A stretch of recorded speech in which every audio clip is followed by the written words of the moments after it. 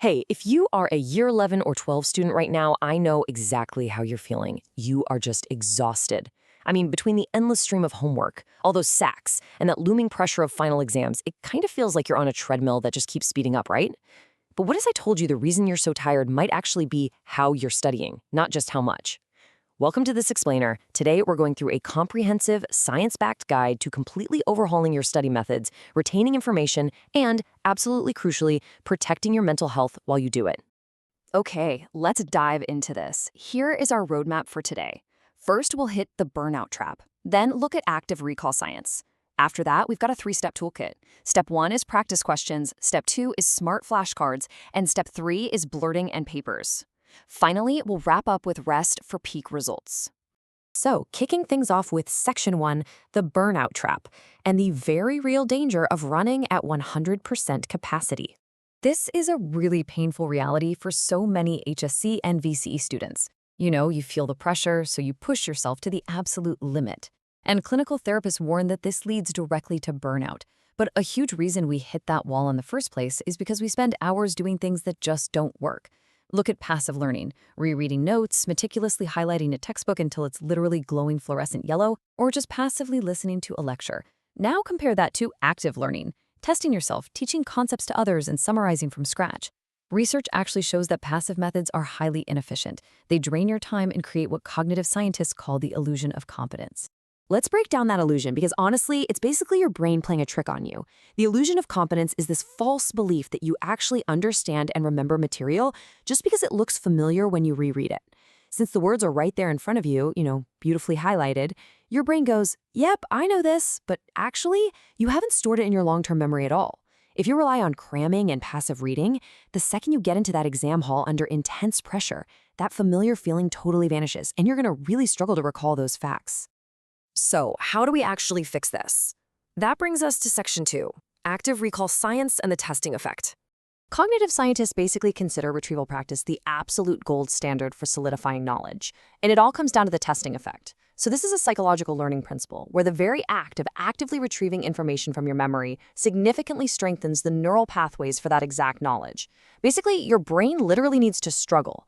That moment of desirable difficulty when you're trying your hardest to remember a fact without looking at your notes, that's what signals to your brain that this data is actually important enough to keep. Here's a brilliant way to think about it. The forest trail analogy. Imagine your brain is like a dense, overgrown forest. Rereading a textbook? That's just looking at a map of a trail. But active recall is actually walking the path. Every single time you actively retrieve information, you're clearing that neural trail just a little bit more. And by the time the final exam rolls around, that path is completely clear and you can walk right down it without even thinking twice. Let's get into the action. Section 3, Step 1, practice questions and converting notes into active prompts. Now that we know the science, let's build out a 3-step toolkit you can literally start using today. First up, when you're reading a PDF or a textbook, start using the margin question technique. For every single paragraph you read, write a question in the margin. Later on, hide the main text and force yourself to answer those margin questions entirely from memory. You can also do this with your syllabus. Just jot down answers straight from the syllabus stop points. Oh, and here's a cool trick. Prime your brain by reading the textbook chapter questions before you even read the chapter. You won't know the answers yet, obviously, but it tells your brain exactly what to hunt for while you read. Moving right along to Section 4, Step 2, Smart Flashcards and Setting Up Anki for Year 12. Now, this step specifically targets those super content-heavy subjects, like biology or legal studies. We're going to use smart flashcards to master rote memorization, and we'll do it using a free program called Anki. First, organize your decks by broad subjects and specific subdecks. Second, and this is a real pro tip, use closed deletions. It's basically a fill-in-the-blank feature. If you format a card with those specific brackets and colons around a word, Anki actually hides that specific word. It is absolutely perfect for memorizing historical dates or specific English quotes. Finally, trust the algorithm. You have to rate how hard a card was, honestly. If you struggle, the app knows to show it to you sooner, and if it's super easy, it pushes it out. The whole reason Anki is such a game changer is because it automates spaced repetition. So say you learn new material on day 1. You review the tricky concepts on day 3, review again at week 1 to solidify it, and then again at week 2 for spaced reinforcement. Doing this flattens what scientists call the Ebbinghaus forgetting curve. By constantly reviewing at these regular, spaced intervals, you are locking that content into your long-term memory, which means you never, ever have to cram the night before an exam again. Are at Section 5, Step 3, Blurting in Papers and How to Replicate Exam Conditions. This is the ultimate final step for your exam prep, because it is all about simulating pressure and synthesizing your knowledge from complete scratch. The blurting method is so fantastic for this. Basically, you read a page of your notes, close the book completely, and just blurt out absolutely everything you can remember onto a blank piece of paper. Then you compare your blurt to the source material. Whatever you missed, that is exactly where your knowledge gap is. Once you've patched up those gaps, start doing official pass papers under strict timed conditions. That is going to train your time management and prevent panic in the exam hall. And then, use the official NASA marking guidelines to honestly correct your own closed book attempts. So all of these active recall tools, blurting, Anki, margin questions, they're incredibly powerful. But we have to ask a really critical question here. How on earth do you sustain this intense study schedule without completely burning out?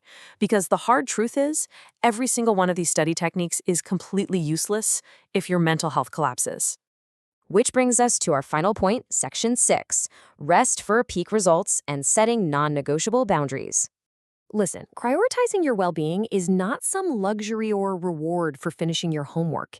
It is literally a scientifically required step for achieving a high ATAR. In fact, taking breaks is actually when the real learning happens. You absolutely need to secure 8 to 10 hours of sleep because sleep is when your brain undergoes memory consolidation. It's literally moving the facts from short-term to long-term storage.